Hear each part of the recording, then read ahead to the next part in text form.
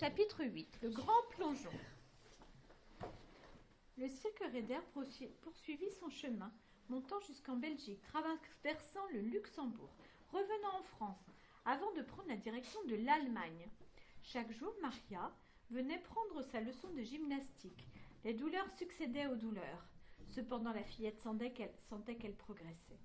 Au début, à chaque fois qu'elle essayait de faire un équilibre, ses bras pliaient et elle chutait. Mais après quelques semaines d'efforts quotidiens, elle parvenait enfin à tenir l'équilibre.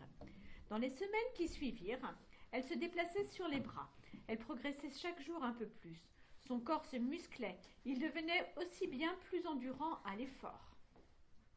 Désormais, Maria participait au montage du chapiteau. Sa tâche était de planter dans le sol des petits piquets qui empêchaient le vent de s'infiltrer sous la toile. Maria n'était pas plus fière de ce travail. L'achat du premier filet permit à Maria de découvrir les joies et les frayeurs du trapèze volant. Lors des premiers entraînements, Maria avait dû vaincre sa peur de la hauteur. Tout en haut du chapiteau, malgré le filet, elle était tétanisée. Il fallut toute la patience de Silva pour l'aider à surmonter cette appréhension.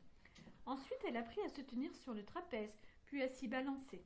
L'étape suivante fut de se jeter dans le vide, du haut de la plateforme du chapiteau pour raccrocher les mains de Silva ou de Diego. Quelques 5 mètres en contrebas, lancés dans un balancier infernal tête en bas. Les chutes étaient multiples. Les bleus qui couvraient ses extrémités les premiers jours s'étaient progressivement transformés en une sorte de corne qui protégeait sa peau. Malgré cela, les efforts ne suffisaient pas. Une seconde d'avance ou de retard, un manque de contrôle et le résultat était identique. Un plongeon gigantesque dans le filet qui amorçait la chute, avant de la faire rebondir en l'air 1 ou 2 fois. Maria devait ensuite se débattre un moment pour progresser dans les mailles du filet et remonter sur la plateforme en vue d'un nouvel essai.